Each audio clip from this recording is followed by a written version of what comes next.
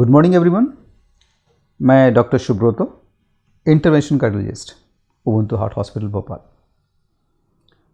आज हम बात करेंगे सर्दियों के सीज़न में लोगों की सावधानियां क्या रखनी चाहिए, स्पेशली हृदय रोग के मरीजों के लिए। सर्दी का सीज़न और हृदय रोग। सबसे पहले अपन ये समझते हैं कि एक साधारण मनुष्य में और इन्वायरमेंट में या वातावरण में क्या अंतर आता है ये सर्दियों के सीजन में। तो सर्दियों में अपन क्या देखते हैं कि सबसे पहला कि टेम्परेचर डाउन हो जाती है। इसका मतलब कि जो तापमान है वो बाहर की तापमान कम हो जाती है।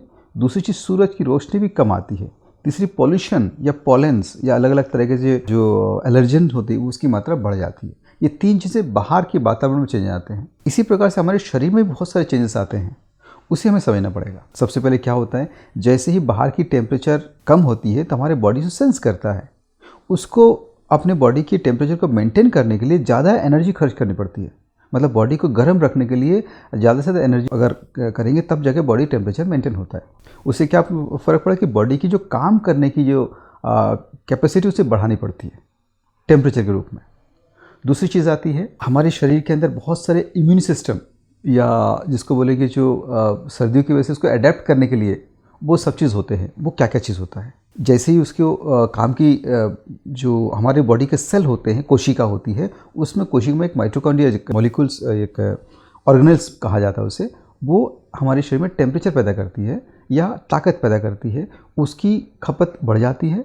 उसकी वजह से उसको हमारी बॉडी के एक और चीज़ होती है जिसको बोलते हैं वेसल्स या नसें। तो नसों का काम होता है उस टेम्परेचर को कंट्रोल करके या उसको प्रिजर्व करने की। इसकी वजह से नसें सिकुड़ जाती हैं। तीसरी चीज़ होती है सबसे इम्पॉर्टेंट है कि ग्लूकोज जब नसें सिकुड़ेंगी तो डेफिनेटली बीपी बढ़ेगा। तो हम मेन बेसिकली समझे कि सर्दियों के दिनों में हमारे शरीर के अंदर क्या क्या चेंजेस होते हैं। सबसे पहले टेम्परेचर बढ़ाने के लिए ज़्यादा काम करना पड़ता है और नसें सिकुड़ती है, और सिकुड़ने की वजह से ब्लड प्रेशर बढ़ जाता है, और ज़्यादा एनर्जी लॉस करने के लिए ग्लूकोज की मात्रा भी शरीर अपने आप बढ़ा देता है।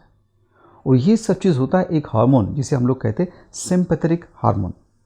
तो सिंपैथेटिक हार्मोन जो होता है वो ऐसा है हमारे शरीर में, जो इसको बोलते हैं हम लोग एपिनेफ्रिन, नॉरएपिनेफ्रिन, ये सब जो हार्मोन्स होते हैं जो बॉडी को एक्टिविटी को बढ़ाता है, सिंपैथेटिक एक्टिविटी को, जिसकी वजह से भी बीपी बढ़ेगा, हार्ट रेट बढ़ेगा, धड़कन बढ़ेगी हृदय की, और साथ में जो जितनी ग्लूकोज टॉलरेंस होती है, ग्लूकोज को मेटाबॉलिज्म करने के सिस्टम होता है, वो भी एबनॉर्मल करना हो जाता है नॉर्मल से। तो ये तो हो गए साधारण लोगों के लिए। अब अपन देखेंगे कौन से इंसान हैं जिसकी अलग अलग लोगों में क्या क्या परिवर्तन आएंगे।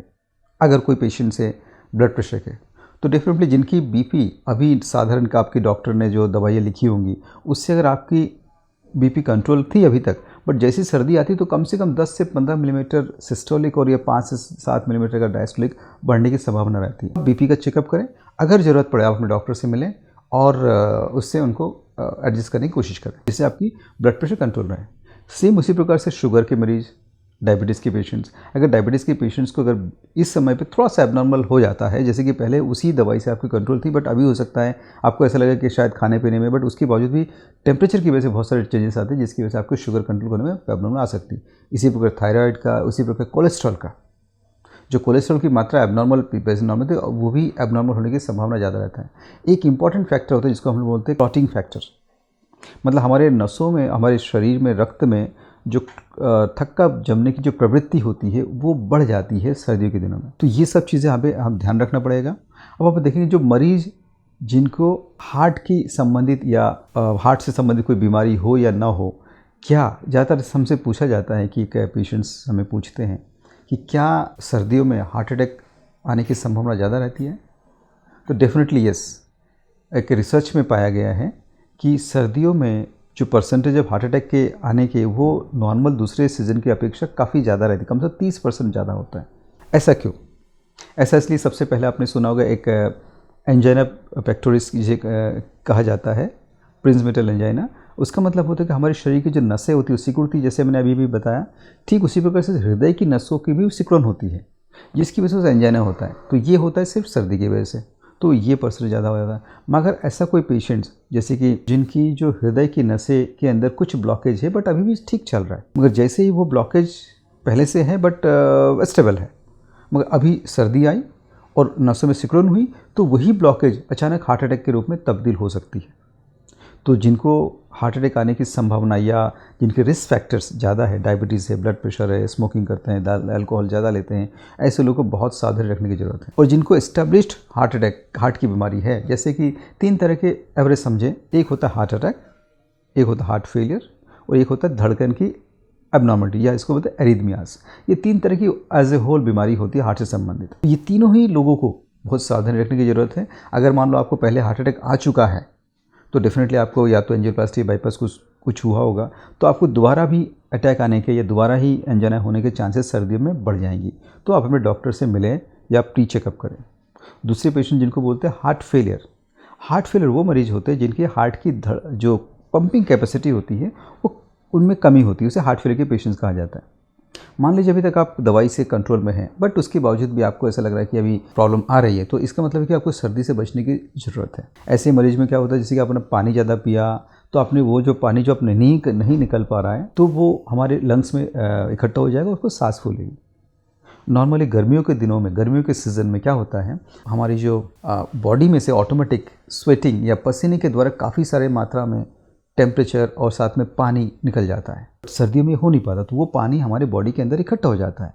तो ऐसे उन मरीजों के लिए होता है जिनके साथ में हमारे पहले से उनकी हार्ट की फेलियर की समस्या, हार्ट की पंपिंग की कैपेसिटी की कमी है, ऐसे मरीजों के साथ ये प्रॉब्लम आ सकती है। तीसरी होती है धड़कन में एबनॉर्मलिटीज, जिसको हम लोग कहते हैं एरिथमियास। सो जितने भी सिंपैथेटिक हार्मोन्स होते हैं, ये सिंपैथेटिक एक्टिविटी होती है, ये सभी क्या होता है हमारे बॉडी में धड़कन को एबनॉर्मल करने के लिए प्रमोट करता है।